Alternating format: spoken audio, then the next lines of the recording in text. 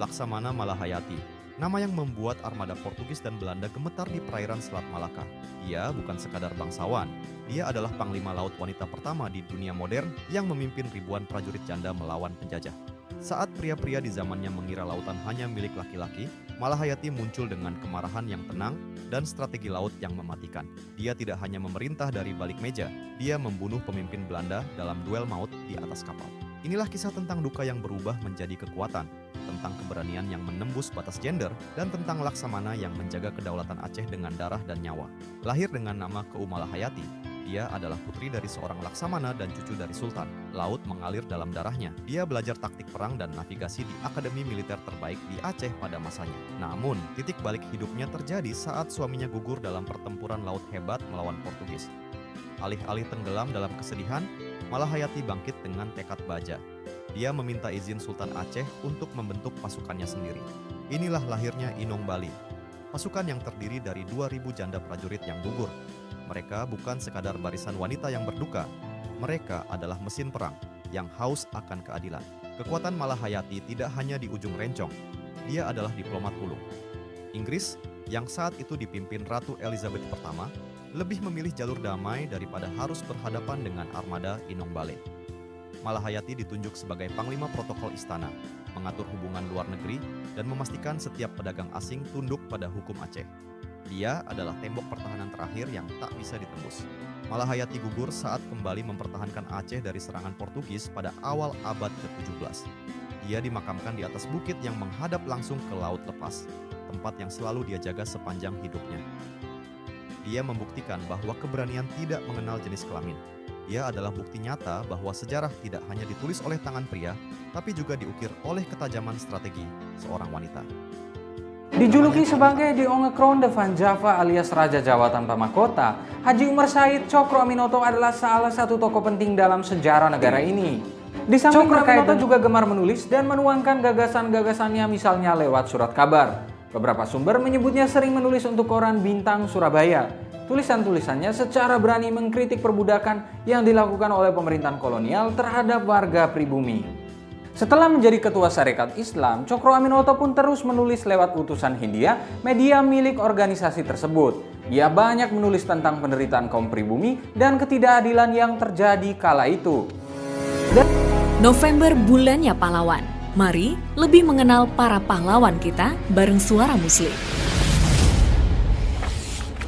Mitra Muslim, ayo jujur lebih mengenal nama Sultan Hasanuddin atau gelar beliau, Sang Ayam Jantan dari Timur. Sultan Hasanuddin merupakan raja dari kerajaan Islam Goa Talo di Makassar, Sulawesi Selatan. Beliau lahir pada 12 Januari 1631 dan merupakan raja ke-16 kerajaan Goa. Sultan Hasanuddin dijuluki Ayam Jantan dari Timur karena kegigihan dan keberaniannya melawan Belanda. Sultan Hasanuddin berusaha menggabungkan kekuatan kerajaan-kerajaan kecil di sekitar kerajaan beliau untuk melawan Belanda. Karena jasa-jasanya, nama beliau diabadikan menjadi nama jalan dan universitas di Makassar.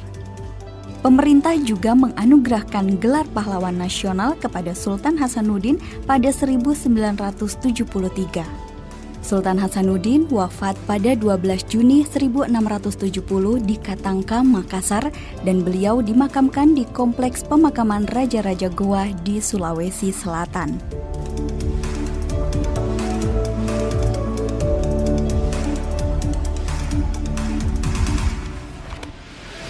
Pada awal abad ke-19, tanah Jawa berada di bawah kekuasaan kolonial Belanda.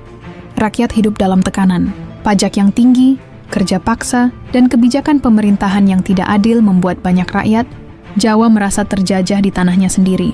Namun dari kesunyian Yogyakarta, muncul seorang pangeran yang menjadi simbol perlawanan.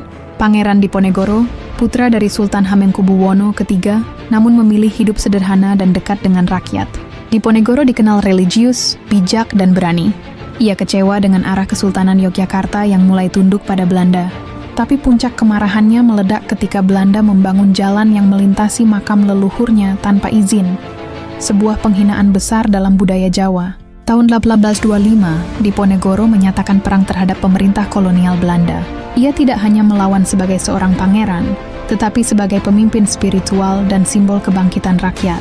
Pasukannya terdiri dari petani, santri, bangsawan, dan rakyat biasa. Mereka menggunakan taktik gerilya, menyerang cepat lalu menghilang ke hutan dan pegunungan. Dalam waktu singkat, perang meluas ke hampir seluruh wilayah Jawa. Belanda panik, mereka tidak menyangka perlawanan akan sebesar ini. Perang Diponegoro menjadi salah satu perang paling mahal yang pernah dialami Belanda di Nusantara. Namun perlawanan rakyat tidak berjalan mudah. Belanda mulai menggunakan strategi baru, mendirikan benteng-benteng kecil untuk membatasi ruang gerak pasukan Diponegoro. Mereka juga memecah belah para pemimpin lokal.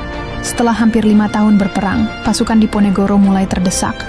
Hingga akhirnya pada 28 Maret 1830 Belanda mengundang Diponegoro untuk berunding di Magelang. Tapi itu hanyalah tipu muslihat. Saat tiba Diponegoro ditangkap, ditahan, dan diasingkan ke Makassar. Meski tertangkap, semangat perjuangannya tak pernah padam.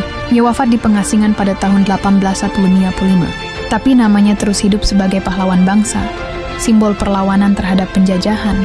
Perang Diponegoro bukan sekadar perang fisik, itu adalah petualangan harga diri, kehormatan, dan cinta tanah air. Sebuah peringatan bahwa rakyat bisa bangkit kapanpun keadilan diinjak. Sebelum memasuki ke bagian dalam rumah, terdapat lemari berisi barang-barang pribadi Bung Hatta. Ada pakaian jas lengkap dengan sepatu, kopiah, piyama, piring dan sendok makan, hingga kacamata khas beliau terpampang di balik lemari kaca.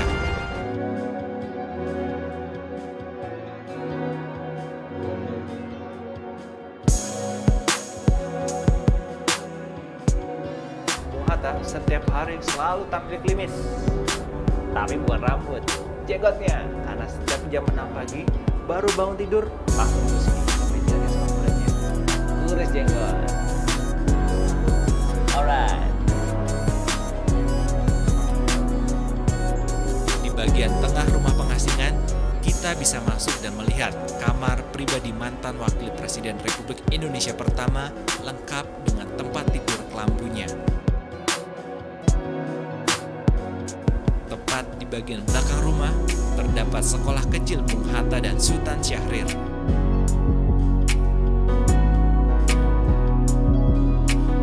Bung Hatta begitu dekat dengan hati rakyat Indonesia karena sifat dan perjuangannya yang begitu merakyat. Besarnya peran beliau dalam perjuangan negeri ini sehingga ia disebut sebagai salah satu The Founding Fathers of Indonesia.